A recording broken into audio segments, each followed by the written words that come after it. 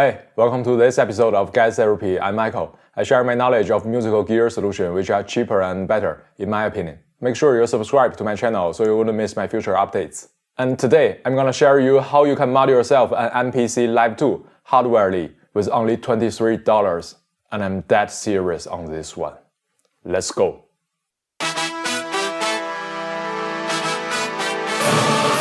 I've always wanted an ultra-portable sampling and synthesizing all-in-one beat machine, like an OP-1. But OP-1 is way too clunky and limited, and their new field is no better at all. And with that price, they really need to work harder to earn my money. So what else can I get on the market?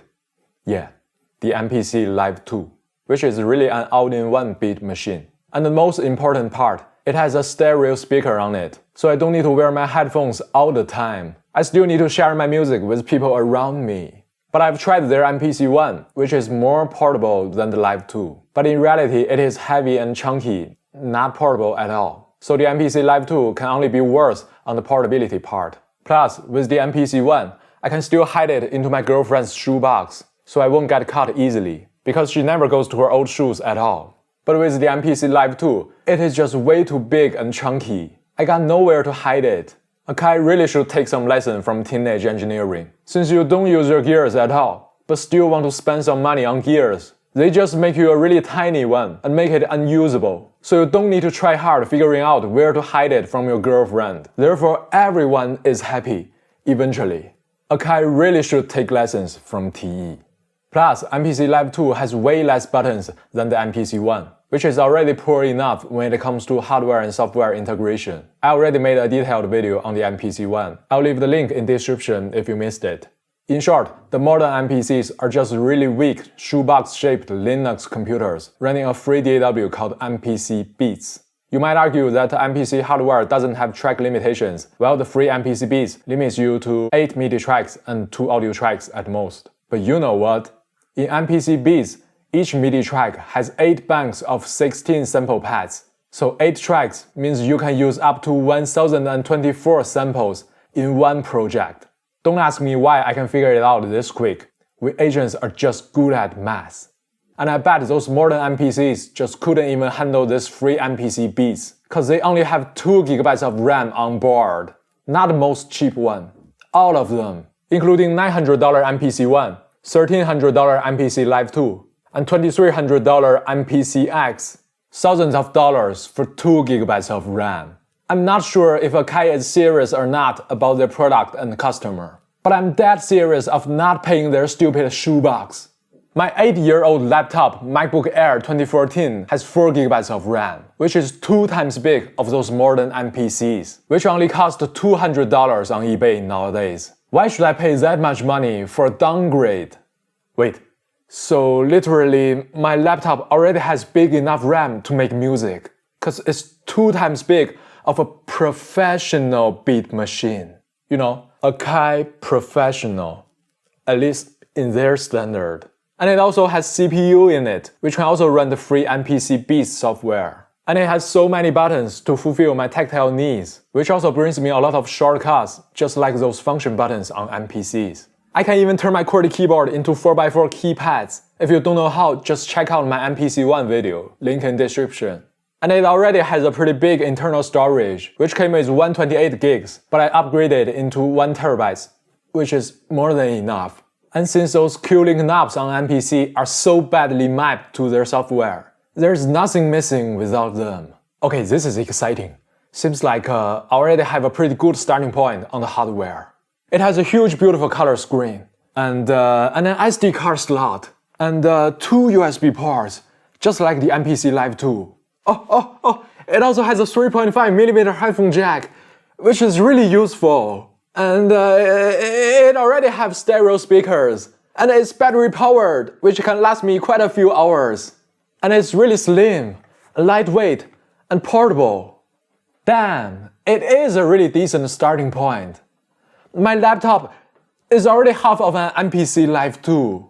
The only thing missing is it lacks of a proper audio interface to sample like some instrument playing. And I happen to have an audio interface right in my hand. What am I gonna do? How to get a full MPC Live 2 when I have the first half in my left hand and the second half in my right hand. What should I do? Come on, help me out. I'm good at math, but I'm not good at this. Maybe we just put them together? Yeah! We just put them together! Hold up. Michael, are you kidding me? I still want to remain the portability of my laptop. I don't want to have such a big bump on my laptop when I carry it around. I know. I also don't want the bump to be permanent. That's why we use Velcro to stick them together. What? What's wrong with Velcro?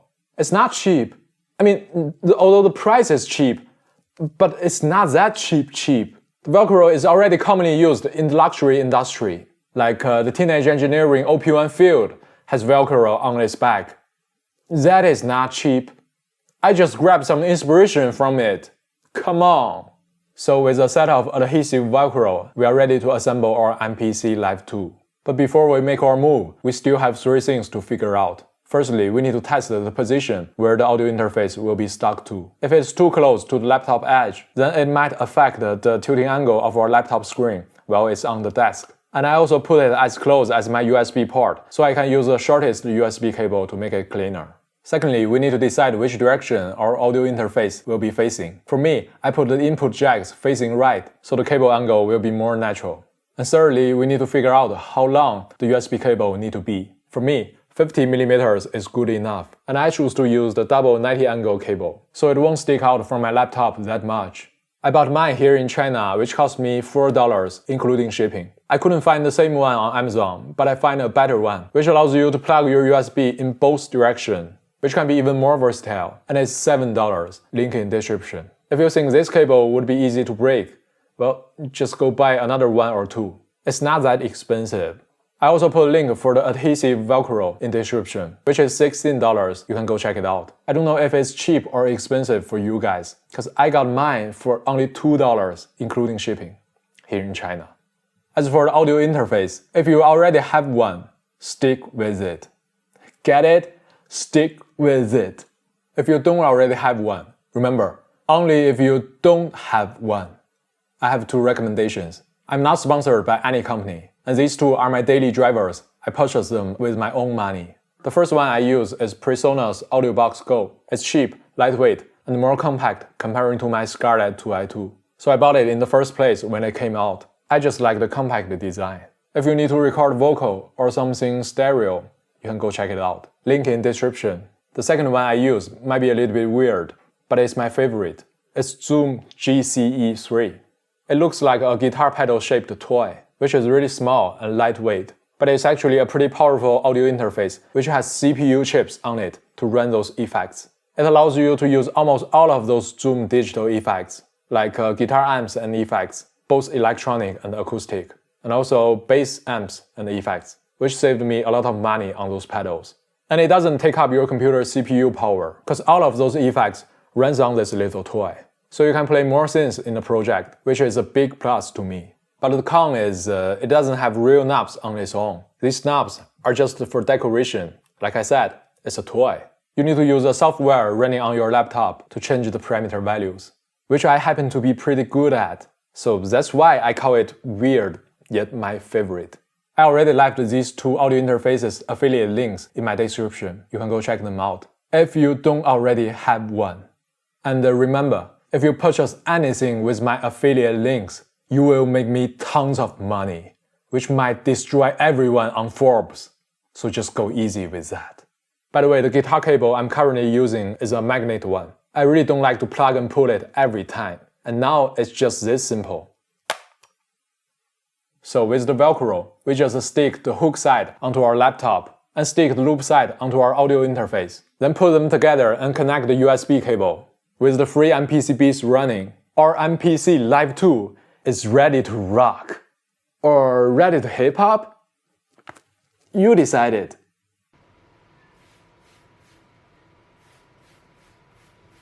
You know what? MPC workflow is so damn annoying, so I'll just stick with my GarageBand.